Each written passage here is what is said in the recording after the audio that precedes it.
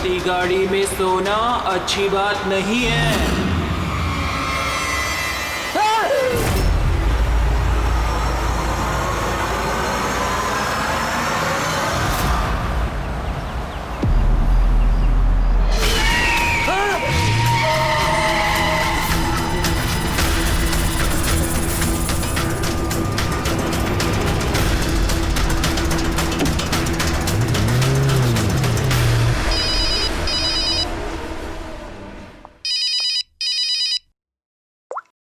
हाँ विनीत।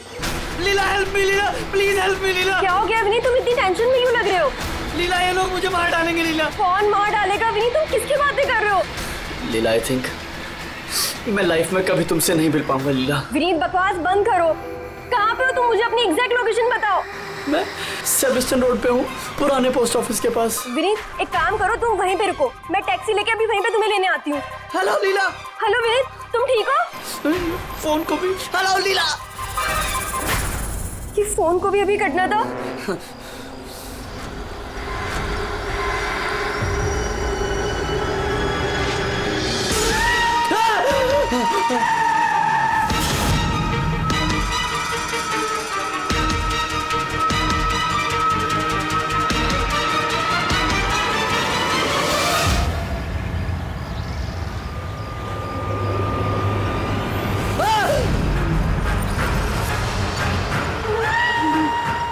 भगवान please help मी, मुझे मेरे घर तक पहुंचा दो प्लीज।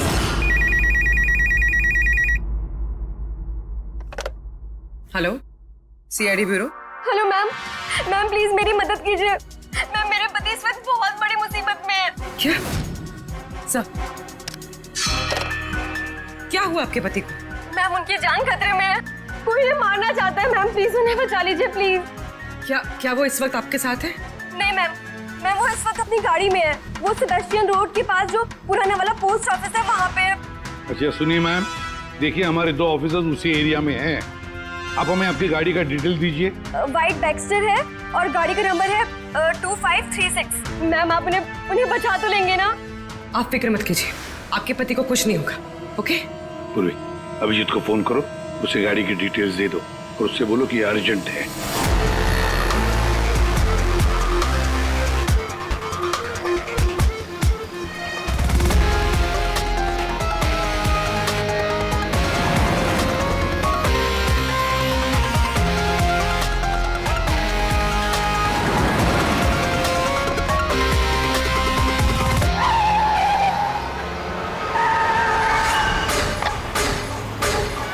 या यही नंबर है। ये गाड़ी ऐसे क्यों चला रहा है? ये तो एक्सीडेंट कर देगा।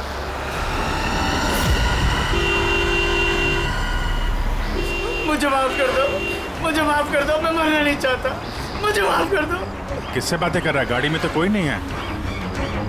अरे विनीत किससे बात कर रहा है? गाड़ी में कोई नहीं है। अंधे हो तुम लोग, तुम्हें दिखाई नहीं दे रहा? इतने सारे लोग मुझे बुला रहे हैं। कर क्या रहा है ये? मुझे माफ कर दो, मैं मरना नहीं चाहता। पागल हो गया लगता है। विनीत विनीत विनीत, तुम्हारी जान को खतरा हो सकता है, रुक जाओ।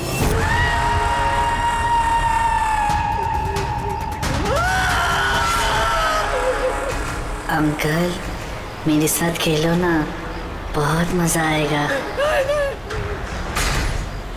विनीत गाड़ी रोको, साइड में लगाओ।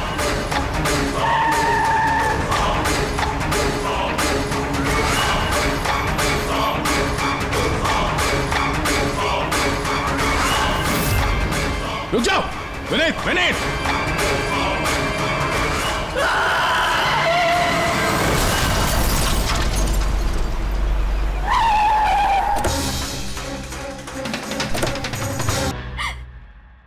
आपने तो मुझसे वादा किया था ना कि विनीत को कुछ नहीं होगा, तो फिर क्या हो गया? देखिए मैडम, अगर उनकी जान को किसी और से खतरा होता तो हम उन्हें जरूर बचा लेते, लेकिन वो तो खुद ही शराब पी के गाड़ी चला रहे थे। आप तो जानती हैं कितना खतरनाक है। नहीं, उनकी जान खुद उनकी वजह से नहीं गई है, बल्कि उन लोगों की वजह से गई है जो इतने दिनों से उन्हें परेशान कर रहे थे। कौन लोग?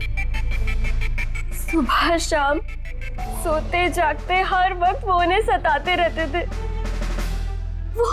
वो इतना ज्यादा परेशान हो गए थे कि उन्होंने अपने बिजनेस पे भी पूरी तरह से ध्यान देना बंद कर दिया था। किन लोगों की बात कर रही हैं आप? जरा साफ साफ बताइए। मैम, विनीत की मौत हमारे सामने हुई थी और उस वक्त कार में उसके अलावा और कोई भी नहीं था, तो उसकी मौत का दोष आप किसी और को कैसे दे सकती हैं? क्योंकि उनका खून हुआ है। मर्डर है ये, मर्डर। मर्डर हुआ है? आप जानती है किसने किया ये? आत्माओं ने। भले ही आप लोगों ने वो आत्माएं नहीं देखी होगी, लेकिन विनीत उन्हें साफ साफ देख सकते थे। सीआईडी आत्माओं को नहीं मानती। आप भी मानते सर। अगर आपने वो 2 हफ्ते पहले वाला नजारा देखा होता। लीला उठो, उठो लीला, लीला उठो।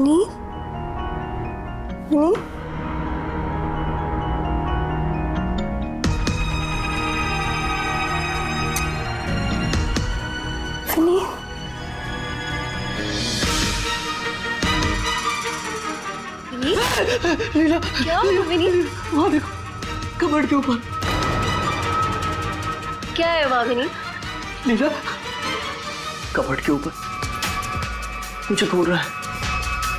लीला, मुझे सोने नहीं दे रहा वो। विनीत, वहाँ पे कुछ नहीं है, कुछ नहीं है वहाँ पे। तुमने ना जरूर कोई बुरा सपना देखा है। चलो आगे सो जाओ। मैंने कोई सपना नहीं देखा और वो देखो अभी भी घूर रहा है और तुमको दिख क्यों नहीं रहा यार? विनीत, वहाँ पे कुछ नहीं है। तबीयत ठीक नहीं है विनीत, तुम आगे सो जाओ। चलो, कुछ नहीं है विनीत, मैंने ना बुरा सपना देखा इसलिए ये सब हो रहा है। सॉरी, मुझे माफ कर दो प्लीज। एक मिनट, ये विनीत किस चीज के लिए माफी मांग रहा था? ये तो मुझे भी नहीं पता सर। विनीत काम क्या करता था? सर, उनकी कंपनी हॉस्पिटल्स में मेडिकल इक्विपमेंट सप्लाई करती थी। आप श्योर है कि वो विनीत का खून आत्मा नहीं किया? सर, मुझे पहले तो नहीं लगता था, क्योंकि ना तो मैंने कभी कोई आत्मा देखी थी और न ही कभी मैंने उनकी आवाज सुनी थी। लेकिन बाद में मुझे विनीत की बातों पे यकीन होने लगा कि वो सच कहता था।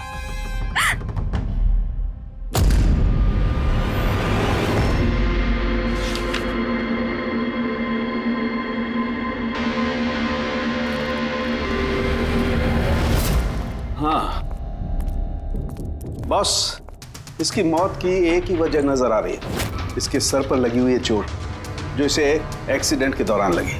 पक्का डॉक्टर साहब, कोई और वजह नहीं? अब विसरल सैंपल्स को चेक करना अभी बाकी है, लेकिन प्राइमा फेसी तो यही दिखता है कि मौत की वजह एक्सीडेंट है। तो बॉस, इसके खून में हमें अल्कोहल की बहुत ज्यादा मात्रा मिली। मुझे लगता है उसी की वजह से इसे हेलुसिनेशन होने लगे और इसने टक्कर मार दी। मतलब ये खून का मामला नहीं है।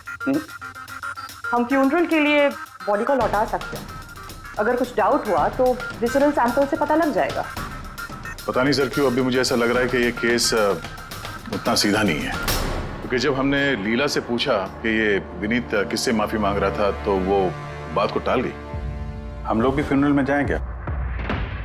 वहाँ रिलेटिव भी होंगे, फ्रेंड्स भी होंगे, बहुत सारे लोग होंगे, देखते हैं कुछ पता चलता है। जाओ, जरूर जाओ फ्यूनरल में।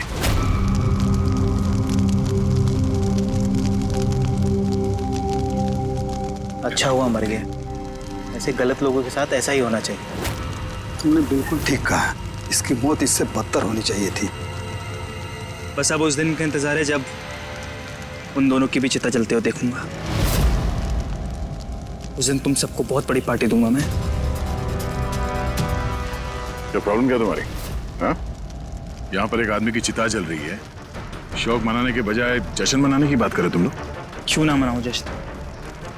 अरे असली जश्न तो उस दिन मनेगा जिस दिन ये दोनों भी अग्नि की भेंट चढ़ेंगे।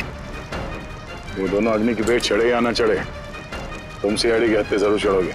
सर, अगर आप लोग सीआईडी से हैं तो आपको मुजरिमों का साथ देने के बजाय हम लोगों को इंसाफ दिलाना चाहिए सर।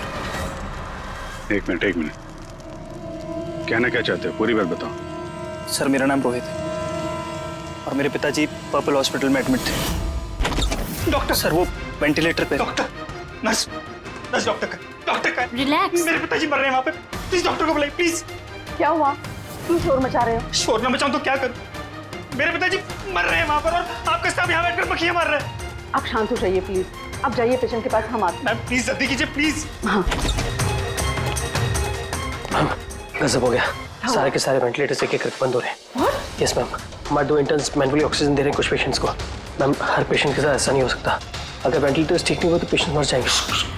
धीरे बोलो। अरे ये हॉस्पिटल के रेपुटेशन का सवाल है, अगर मरीजों के घर वालों को पता चल गया है ना फिर बवाल हो जाएगा। डॉक्टर आप प्लीज 2 मिनट का वक्त दीजिए, हम सोल्यूशन।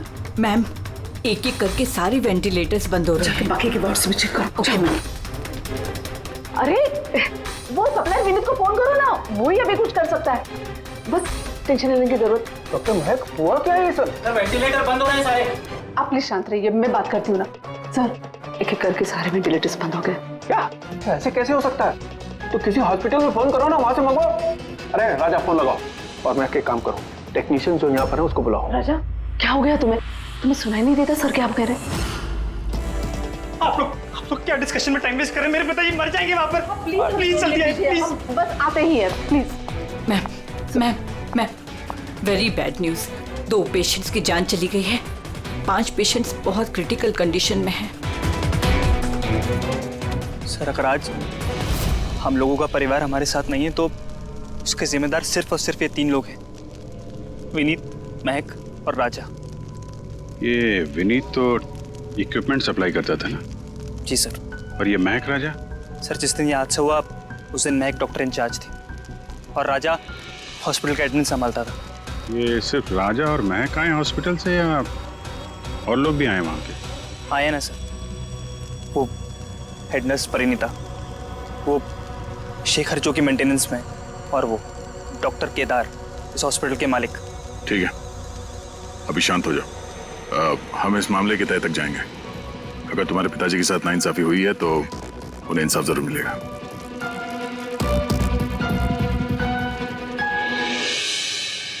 समझ में आया कि ये विनीत माफी क्यों मांग रहा था। मुझे माफ कर दो, मैं मरना नहीं चाहता, मुझे माफ कर दो।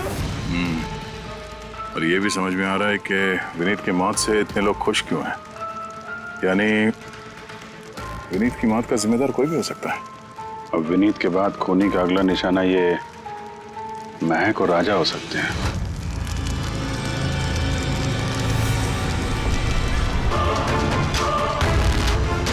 मुझे माफ कर दो। तुमने मुझे क्यों मरने दिया? मेरा पीछा मत करो।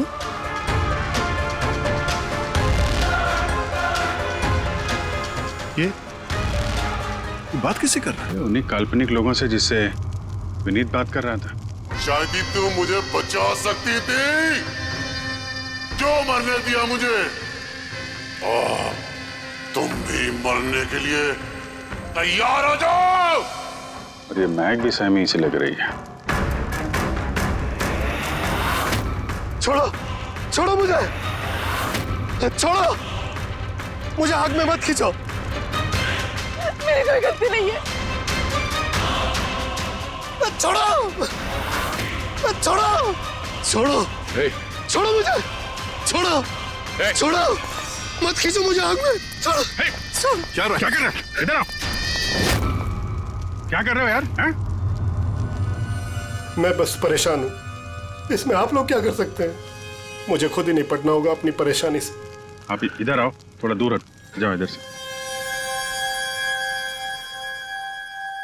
तो बहुत सारे लोग हैं जो विनीत की मौत की खबर सुनकर खुश हो गए हैं। हाँ सर, और अब वो महक और राजा की मौत की खबर सुनना चाहते हैं। राजा और महक, इनका बर्ताव भी कुछ नॉर्मल नहीं लग रहा था सर, काफी डरे डरे से लग रहे थे, विनीत की तरह। सर विसरल सैंपल्स की रिपोर्ट आ गई है। ग्रेट, कोई गड़बड़ है? हाँ, एक आम इंसान का खून जितना लाल होता है, विनीत का खून उससे बहुत ज्यादा लाल था। तो अब समझ में आया कि विनीत को आत्माएं क्यों नजर आ रही थी। क्यों सर?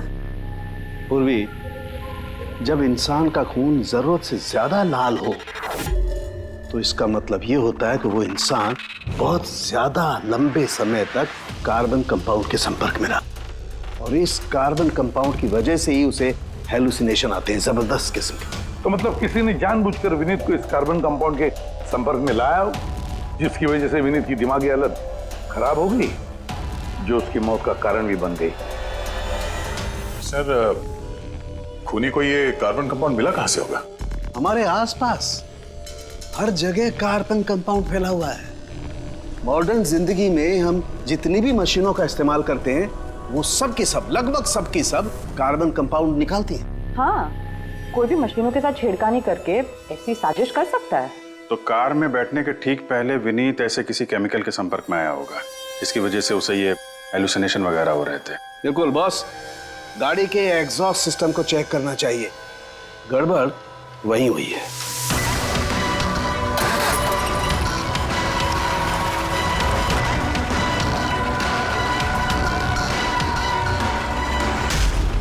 सालों के सर तो सही बोले थे सर, इसमें से तो केमिकल भर भर के आ रहा है। एक बात तो पक्की है पंकज, आत्मा कोई नहीं थी। हाँ सर, इसका मतलब अब खूनी के निशाने पे दो लोग हैं, राजा और महक।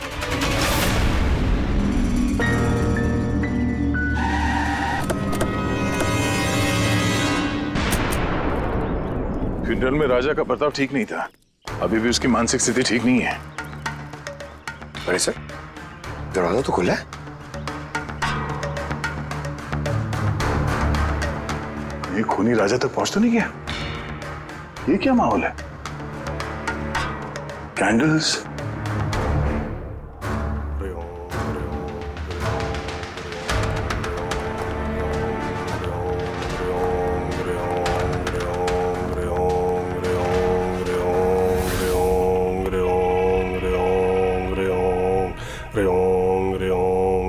राजा,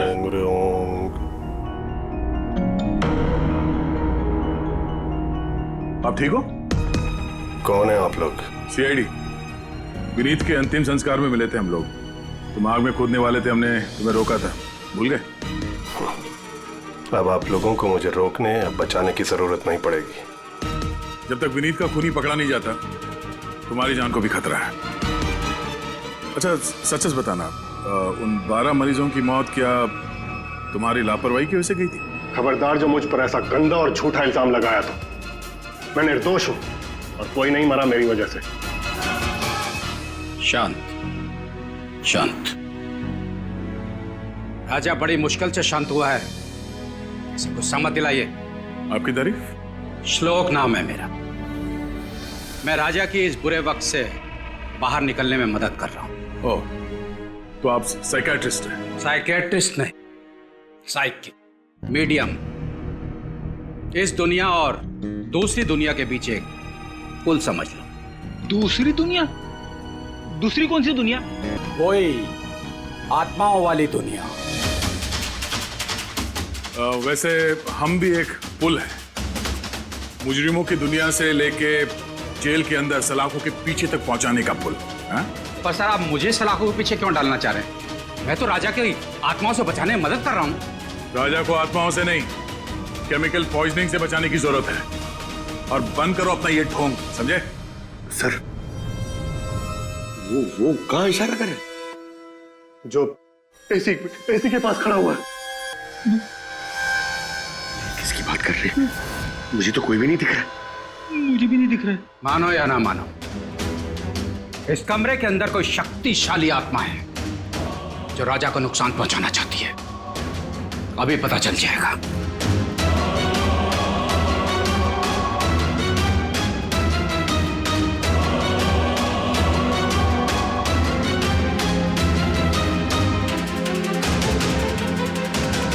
मीटर से आत्मा देखेंगे?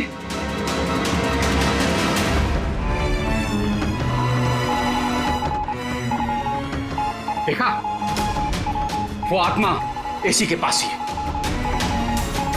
मेरी ईएमएफ मशीन झूठ नहीं बोल सकती।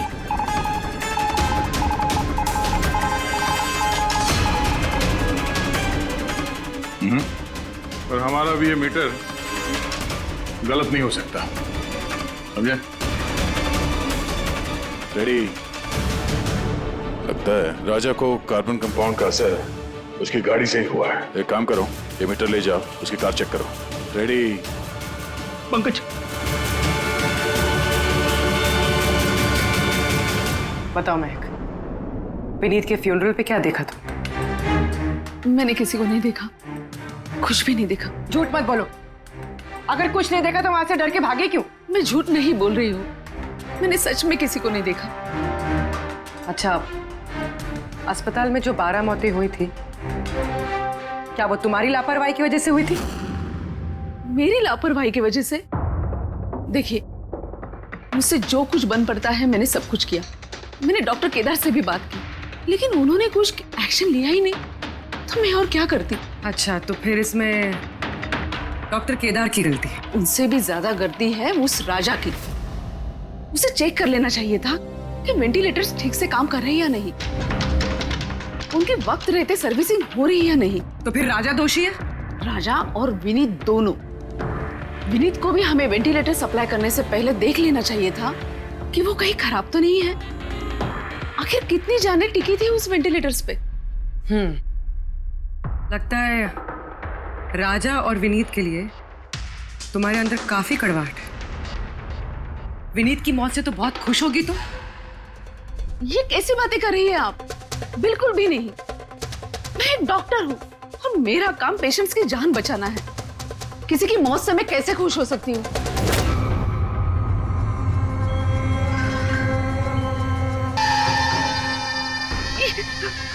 वो आ गया, वो आ गया, वो देखिए। लेकिन यहाँ तो कोई नहीं है। पीछे है। यहाँ पर कोई नहीं है। देखो, तुम घबराओ मत, जब तक मैं हूं तुम्हें कुछ नहीं होगा। हाँ?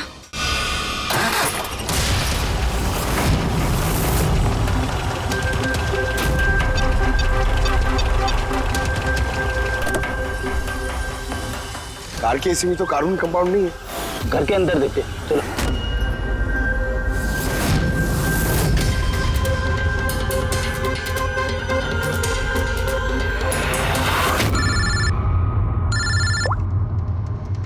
हाँ पूर्वी, महक के घर पे कोई केमिकल नहीं मिला? ठीक है, जब तक वो खूनी पकड़ा नहीं जाता तुम उसके साथ ही रहो, ठीक है? सर, हाँ, कार्बन कंपाउंड यहाँ पे भी नहीं है। कहीं कोई केमिकल नहीं मिलेगा। विज्ञान की दुनिया और केमिकल की दुनिया के अलावा भी कोई दूसरी दुनिया है, मानो या ना मानो। चुप, वो बंद। और जब तक बोलने को नहीं कहा जाए मुंह खोलना नहीं। राजा जी, आपको डरने की कोई जरूरत नहीं है। हम लोग हैं यहाँ पर, जब तक वो खूनी पकड़ा नहीं जाता सीआईडी आपके साथ ही रहेगी। मुझे सीआईडी की जरूरत नहीं है, ये है ना मेरी सुरक्षा करने के लिए। यार ये कैसे हो सकता है? ना राजा के घर में केमिकल मिला, ना महक के घर में केमिकल मिला, कैसे हो सकता है? सर, हमने राजा के घर को अच्छी तरह से चेक किया, एक एक कोना देखा, गाड़ी भी चेक की, कहीं कुछ नहीं मिला। हाँ मगर दया, अगर कोई केमिकल का इस्तेमाल ही नहीं हुआ है तो फिर राजा और महक को हेलुसिनेशन हुए कैसे? कोई तो वजह होनी चाहिए। और सर, जिस तरीके से विनीत के कार के एसी में केमिकल का इस्तेमाल किया गया है, ये किसी नौसिखिया का काम नहीं लगता है, तो कोई एक्सपर्ट। एक काम करते हैं, बनने वालों के घरों में देखो, शायद कोई ऐसा आदमी हो जो केमिकल्स के बारे में अच्छी जानकारी रखता हो, कोई केमिकल्स में एक्सपर्ट। और हाँ, हॉस्पिटल के उस स्टाफ को बुलाओ, चीफ नर्स जो है ना, हेड नर्स परिणीता, फिर हेड टेक्नीशियन शेखर और मालिक केदार, तीनों को बुलाओ। सर देखते हैं।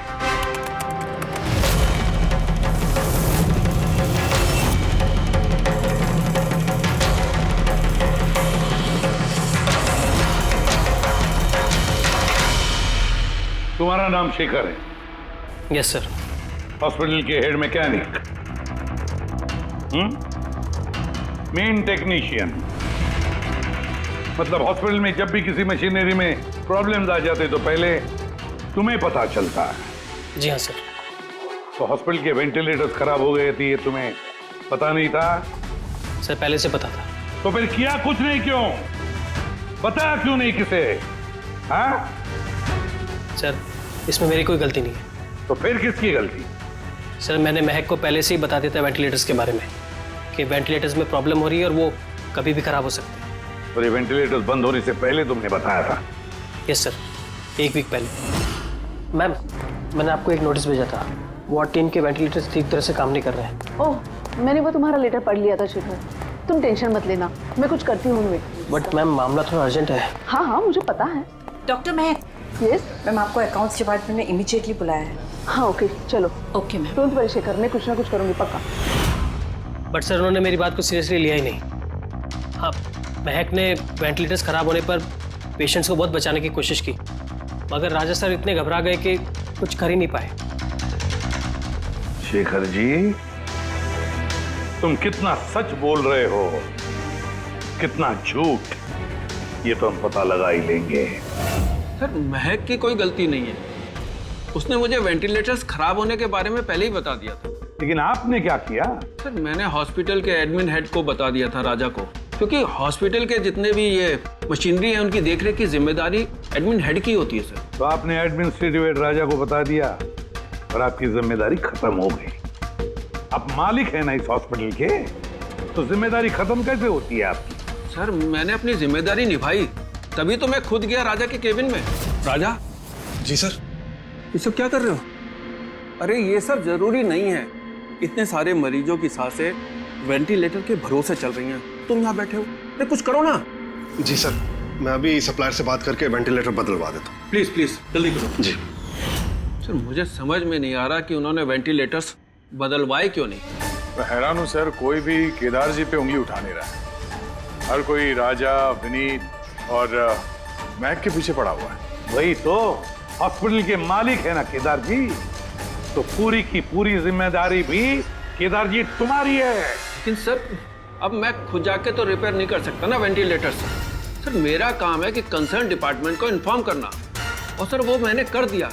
बल्कि मैंने विनीत से खुद बात करी, मैंने उससे कहा कि अगर ये रिपेयर हो सकते हैं तो रिपेयर करे, वरना इनको चेंज कर दे, और उसने कोई एक्शन ही नहीं लिया।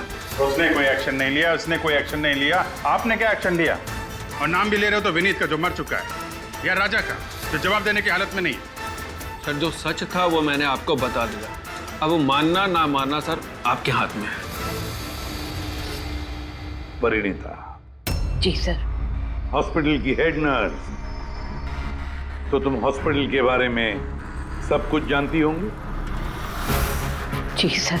तो फिर अब सच सच बताओ, ये जो कुछ भी हुआ है किसकी लापरवाही से हुआ है? बताओ जल्दी। हाँ सर, बताती हूँ। मेरे साथ धोखाधड़ी करने की कोशिश मत करना राजा। और हाँ, अगर मशीनों में कोई फिजिकल डैमेज है वो वारंटी में नहीं आता। अगर तुमको नए वेंटिलेटर चाहिए तो पूरी कॉस्ट पे करनी होगी, समझा? मैंने तुमसे घटिया इंसान आज तक अपनी जिंदगी में नहीं देखा। अब ना तो हमारा हॉस्पिटल तुमसे कोई सामान लेगा और ना ही शहर का कोई दूसरा हॉस्पिटल। सुनो, ये धमकी किसी और को देना। जानता नहीं तुझे मैं कौन हूँ, जो करना है कर ले।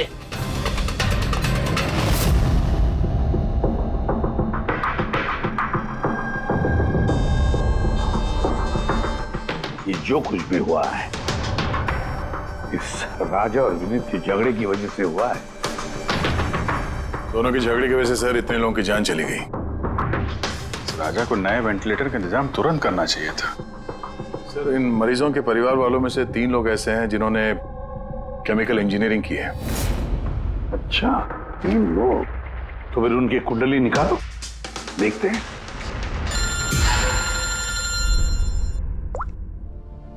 Hello ACP Pradyuman. व्हाट? ठीक है, हम अभी पहुंचते हैं। क्या सर? राजा की मौत हो गई। दया, मौत तो इसकी सर पे चोट लगने की वजह से हुई। लगता है छत से कूद गया ये। जरूर हेलुसिनेशंस इतने भारी पड़ गए होंगे कि दिल मिलाकर राजा ने ऊपर से छलांग लगा दी। और तुम ख्याल रखने वाले थे ना इसका? ये ख्याल रखा तुमने? हाँ? सर राजा तो एकदम शांत तरीके से हो गया था, मुझे क्या पता था कि अचानक उठ जाएगा और खुदकुशी कर लेगा। जिस वक्त ये सब हुआ तुम कहाँ थे? सर मैं दूसरे कमरे में सो रहा था, तभी मुझे राजा के जोर जोर से चीखने की आवाज सुनाई दी। मुझे इन आत्माओं को नहीं झेलना, मुझे इसे निजात चाहिए, आजादी चाहिए। और जब तक मैं इसके पास पहुंचता, ये छत से कूद गया साहब। वाह क्या बात है, राजा को अकेले छोड़कर तुम घोड़े बेच के सो रहे थे? हाँ, मैंने तो कमर कस ली थी कि नहीं सोऊंगा, पर न जाने कैसे नींद आ गई। जरूर मुझे उन आत्माओं ने सुला दिया होगा। आप ये देखिए सर, मीटर की रीडिंग भी कितनी बढ़ गई है। मुझे मेरी तबीयत भी कुछ कमजोर लग रही है सर। अगर दोबारा ये मीटर दिखा दिया ना मुझे तो याद रख। एक मिनट दया, एक मिनट भाई, जरा मीटर देना मुझे। ये लीजिए। ये मीटर मैं रख लेता हूँ, हाँ? तुम्हें लौटा दूंगा बाद में। जी सर, पर दे दीजिएगा। हाँ जरूर दे दूंगा। अभी एक काम करो, अभी तुम घर जाके थोड़ा आराम करो, थक गए हो ना, बहुत कमजोरी होगी तुम्हें। हाँ जी साहब। बराबर सोए नहीं, जाओ आराम करो। ये क्या डॉक्टर साहब, उसे जाने दिया और ये मीटर रख लिया? दया, ये मीटर जो है ना, ये बड़े काम की चीज है।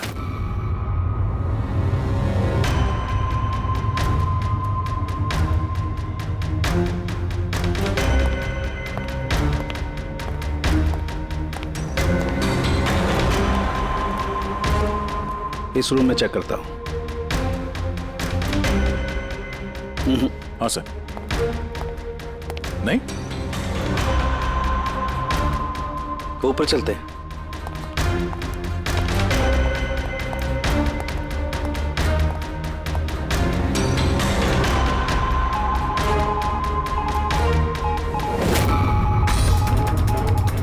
ये सालू के सर आराम से, ये नीडल तो जंगली घोड़े की तरह भाग रहा है। माय गॉड, हम यहाँ पर ऐसे नहीं खड़े रह सकते दया, हमें प्रोटेक्टिव गियर्स पहनने पड़ेंगे। Protective gears? वो किस लिए सर? अरे अपनी सुरक्षा के लिए।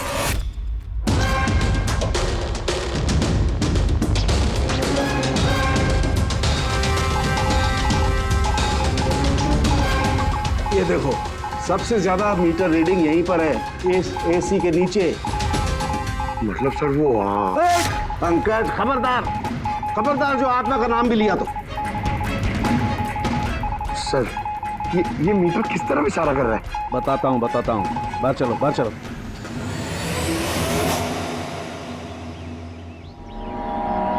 देखा दया, ये है EMF, इलेक्ट्रोमैग्नेटिक फील्ड डिटेक्ट करता है ये। इलेक्ट्रोमैग्नेटिक फील्ड्स, ये तो आजकल सभी इलेक्ट्रॉनिक अप्लायंसेस में होता है सर, टीवी, फ्रिज, एसी में। बिल्कुल दया, लेकिन उन अप्लायंसेस का EMF हिडन होता है, छिपा हुआ होता है, ताकि लोगों पर बुरा असर ना हो। कैसा बुरा असर? इसकी वजह से लोगों को नौशिया हो सकता है, जी घबरा सकता है, बेचैनी हो सकती है, और अगर ज्यादा देर तक संपर्क में रहे तो हेलुसिनेशन होना भी कोई बड़ी बात नहीं है। ओह, मतलब राजा को ये हेलुसिनेशन किसी केमिकल की वजह से नहीं हुआ है, अपने घर के इलेक्ट्रॉनिक अप्लायंसेस की वजह से हुआ है, क्योंकि उसका वो EMF ढका हुआ नहीं था। बिल्कुल। इसका मतलब है सर किसी ने ये जानबूझ के छेड़छाड़ की है इसमें। हो सकता है दया, वैसे ही राजा को अंदर से पछतावा महसूस हो रहा था, दुखी था बेचारा कि वो मरीजों को बचा नहीं पाया, इसीलिए हेलुसिनेशन उसे पछतावे के रूप में दिखाई देने लगे। शायद इसी पछतावे की वजह से इस विनीत की भी मौत हो गई। बिल्कुल, और वो अशोक, उससे भी कमजोरी इसीलिए महसूस हो रही थी क्योंकि वो भी काफी देर तक इस EMF के संपर्क में था। यहाँ पे वो कार्बन कंपाउंड नहीं मिला घर में। मिलेंगे कैसे थे, क्योंकि यहाँ तो EMF का इस्तेमाल हो रहा था, और सबसे ज्यादा रीडिंग मुझे बेडरूम के AC में मिली। इसका मतलब बेडरूम के AC में छेड़छाड़ हुई। फिर तो उस महक के घर में भी EMF। ओह नो, हमें तुरंत पूरी को इन्फॉर्म करना होगा।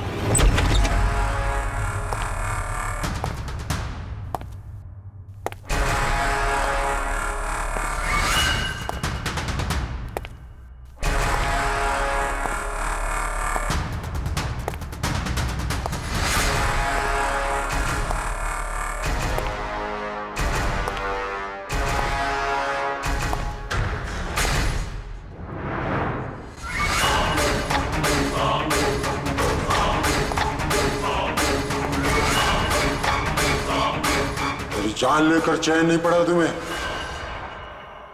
जो फिर से मुझे मारने आई हो।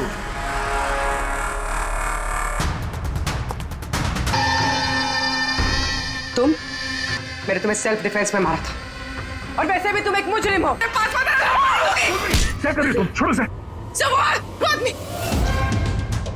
क्या? सर यहाँ पे सर रोकिए इसे, ये मुझे मारना चाहती है। पहले यहाँ से बाहर निकली, जल्दी आउट ऑफ हियर प्लीज, जल्दी फास्ट।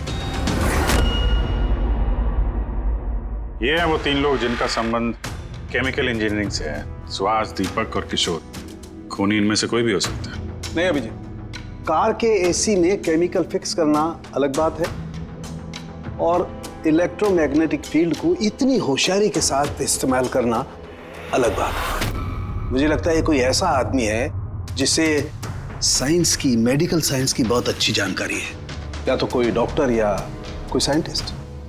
जिसने भी किया उसने पूरा बंदोबस्त किया था इस इलेक्ट्रोमैग्नेटिक फील्ड का कि ये महक और राजा दोनों कायम के लिए उस ईएमएफ के असर में रहे हैं। हो सकता है जब ये दोनों हॉस्पिटल में अपना काम कर रहे थे तब भी ये ईएमएफ वहां पर प्रेजेंट था। तो फिर सर शायद हॉस्पिटल के किसी मशीन के साथ भी छेड़छाड़ की गई होगी। बिल्कुल दया, बिल्कुल। और ये करने वाला वही है, हॉस्पिटल का अंदर वाला। तो ये वो जगह है जहाँ पे महक और राजा बैठा करते थे। जी हाँ। और कौन कौन आ जा सकता था इस कमरे में? सर सिर्फ स्टाफ वालों को अंदर जाने की परमिशन थी, वो भी अगर कोई काम हो तो। मतलब बाहर का कोई आदमी यहाँ नहीं आ सकता? नहीं सर, यहाँ तक कि मरीजों को भी अंदर जाने की इजाजत नहीं थी। उसका मतलब तो ये हुआ कि स्टाफ का ही कोई है, मतलब आप में से कोई एक खूनी है। ये आप कैसे कह सकते? ये हम नहीं कह रहे हैं, ये ईएमएफ मशीन कह रही है जिसने हमें सब कुछ बता दिया है। और इस ईएमएफ मशीन के हिसाब से इस एसी के साथ छेड़छाड़ की गई थी। इसका मतलब है राजा और महक को मारने की कोशिश की गई थी, मगर बेचारा राजा मारा गया। एसी के साथ छेड़छाड़? क्या कह रहे हैं आप लोग? हमें तो कुछ समझ में नहीं आ रहा। ये बात इस कमरे में मौजूद वही इंसान समझ सकता है जो खुद खूनी है। और वो आज यहाँ एक प्रोटेक्टिव गियर पहन के आया है ताकि इलेक्ट्रोमैग्नेटिक फ्रीक्वेंसी से उसे कोई नुकसान ना हो। क्यों? कौन है वो?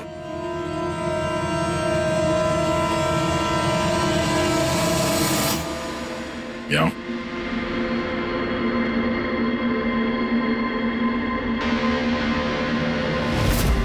फैशन सेंस तो बहुत अच्छा है तुम्हारा शेखर। कपड़े के अंदर ये सुरक्षा कवच।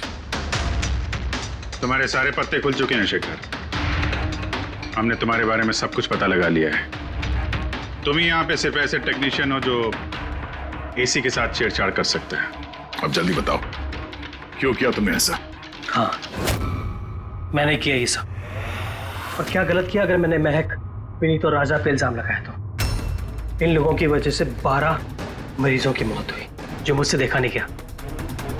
और मैंने सोचा कि इन लोगों को भी वैसी ही मौत मिलनी चाहिए जैसे उन 12 मरीजों को मिली।